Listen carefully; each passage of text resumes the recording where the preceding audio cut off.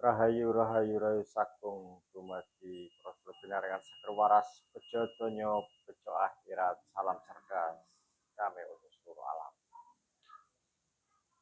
Para sedulur dalam kesempatan video kali ini saya akan berbagi suatu cerita khusus untuk saudara-saudara kita yang sedang laku pada hari yang masih laku pada hari ini tetaplah laku agar lolos ataupun menyampai batas waktu yang ditentukan tetap dalam keadaan laku dan berpuasa di dalamnya. Memang berpuasa itu berat, memang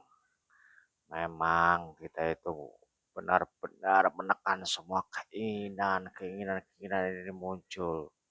Bahkan yang tadinya itu menurut kita itu tidak enak ataupun yang kita sepelekan, rengginang dan lain sebagainya yang merupakan makanan tidak kita sukai pada saat laku ini, maka pada saat melihat dan mendengar hal itu akan menjadi sesuatu yang luar biasa enak sekali. Itu hal yang wajar. Itu hal yang wajar. Perlu kita sadari dan perlu kita mengerti bahwa dalam keadaan saat ini kita adalah sedang dalam keadaan berproses seperti sebuah kepompong.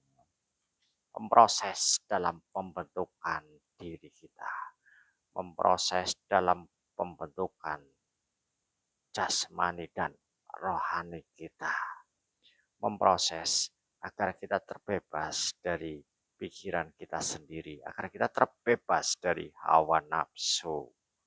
Karena pikiran kita adalah kantor pusat dari hawa nafsu kita. Kita tinggal cukup menyadari dengan kesadaran bahwa ini pikiran, ini aku. Maka yang sedang laku ini tetaplah berpegang teguh. Berpegang teguh selalu kepada rasa sejati. Sejati ning rasa yang ada di dalam diri kita dan tubuh kita. Yang perlu diketahui juga,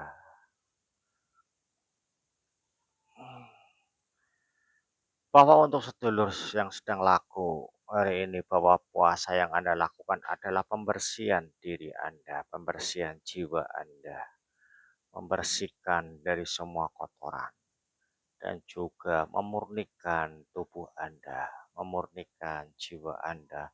Segala sesuatunya akan kembali kepada kemurnian dan juga mensucikan tubuh Anda dan mensucikan jiwa Anda agar segala sesuatunya kembali menjadi suci. Karena ini proses, maka nikmatilah prosesnya. Jangan pernah menolak atas penderitaan fisik yang sedulur alami. Jangan pernah membangkang. Nikmati prosesnya. Nikmatilah prosesnya. Karena di dalam kesulitan pasti ada kelapangan ataupun ada penyelesaian jalan keluar terhadap kesulitan itu.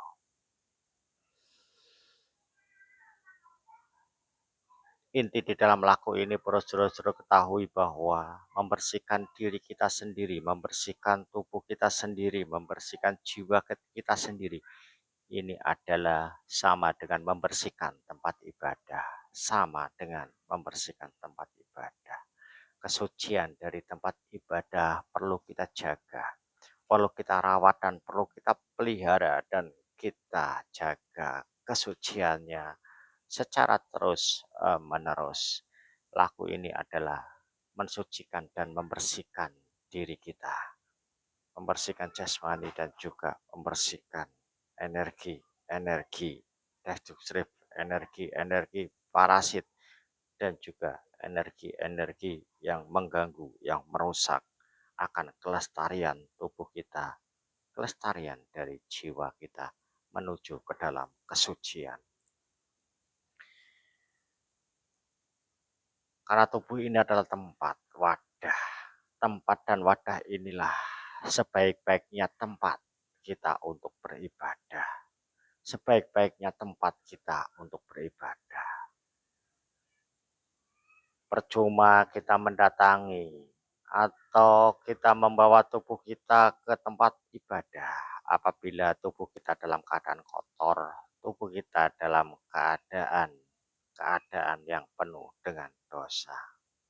Kita sendiri tidak menyadari bahwa tubuh kita kotor dan bahkan kita bangga atas kotoran-kotoran yang ada dalam diri kita. Kesombongan, iri, dengki, benci, dan lain sebagainya yang kita banggakan. Dan penyakit-penyakit yang ada dalam diri kita ini kita jadikan prioritas utama dan kita tonjolkan di dalam diri kita sendiri bahwa kita mengakui dan kita tidak mampu melihat bahwa itu adalah kotoran atau noda yang ada dalam diri kita. Dan kotoran noda ini kita membanggakan di dalamnya. Disinilah nilai kesadaran berfungsi. Disinilah letak dari kesadaran kita untuk bereaksi. Di mana kita bisa menyadari mana yang kotor dan mana yang bersih. Kita bisa menyadari mana yang murni dan yang tidak murni. Di sini kita bisa menyadari mana yang suci dan yang tidak suci. Karena dengan kesadaran kita bisa melakukan pembersihan. Karena dengan kesadaran kita bisa mulai membersihkan tempat ibadah kita sendiri. Tubuh kita adalah tempat ibadah sebaik-baiknya. Tempat ibadah yang dibangun oleh manusia. Tubuh kita ini adalah tempat ibadah yang dibangun oleh Sang Ilahi. Kalau kita membawa tubuh kita ke dalam tempat ibadah yang dibangun oleh manusia, itu lebih baik karena tubuh kita di situ menjadi ulang reh, di mana pantulan dari cahaya yang ada dalam diri kita bisa ditularkan atau bisa membantu memberikan pencerahan kepada mereka yang tidak mengetahui dirinya kotor, bisa memberikan atau memberitahu kepada mereka yang tidak tahu kemurnian, bisa memberitahu dan memberikan pelajaran kepada mereka yang tidak mengetahui kesucian. Tempat ibadah adalah ulang reh. Sedangkan tempat ibadah yang sejatinya tempat ibadah adalah diri kita sendiri. Inilah yang tidak disadari. Inilah yang kurang dimengerti oleh mereka-mereka yang pengetahuannya hanya berdasarkan katanya, kata dari guru, kata dari buku yang dibaca, ataupun berdasarkan analisa-analisa pikiran. Pengetahuan mereka hanya sebatas itu, di mana mereka belum mampu menyaksikan Sang Ilahi dengan mata telanjangnya. Apalagi yang ketiga, yaitu merasakan kebersihan dari tubuh kita ini, kemurnian dari tubuh kita ini, dan kesucian dari tubuh kita ini adalah syarat mutlak yang tidak bisa ditawar-menawar, syarat mutlak yang tidak bisa diganti dengan apapun. Karena dengan kemurnian, dengan kebersihan, dan juga dengan kesucian, kita akan menemukan di dalam diri kita yang namanya guru sejati. Di dalam diri kita juga kita akan menemukan yang namanya guru pituduh. Dan kita akan mengerti apa itu guru wujud. Dengan guru sejati maka kita akan bisa membaca kitab suci yang Sang Ilahi sendiri yang menulis di dalamnya. Kitab suci di mana Sang Ilahi sendiri yang menulis di dalamnya, yaitu tulis tanpa papan. Papan tanpa tulis. Atau kitab tanpa dinulis.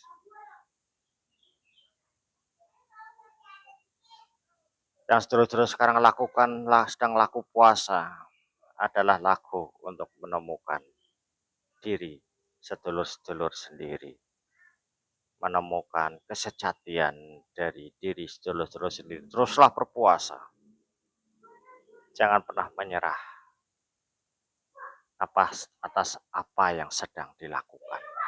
Dan jangan pernah goyah terhadap serangan-serangan dari hawa nafsu kita, di mana dia mendatangkan rasa lapar yang luar biasa, di mana mereka mendatangkan rasa sakit yang luar biasa, di mana mereka mendatangkan segala daya upayanya agar kita gagal dalam melakukan puasa ini. Tetap berpegang teguhlah bahwa itu ilusi, bahwa itu hanya godaan-godaan kecil, di mana sedulur papat atau hawa nafsu kita tidak mau tunduk dan patuh akan kesejatian dari diri kita. Disinilah kesadaran kita dimulai, dan inilah titik dari kesadaran kita untuk menemukan diri kita yang sebenarnya. Tundukkanlah hawa nafsu. Tundukkanlah hawa nafsu yang ada dalam diri kita, di mana mereka berkantor pusat pada pikiran kita. Kita harus bisa mengetahui dengan, dan juga kita bisa membedakan dengan kesadaran bahwa ini adalah pikiran dan ini adalah aku. Maka dengan kesadaran kita bisa membedakan mana pikiran dan mana aku. Disitulah penentu dari diri kita untuk menentukan akan menjadi budak atau hamba dari hawa nafsu, atau menjadi hamba dari aku.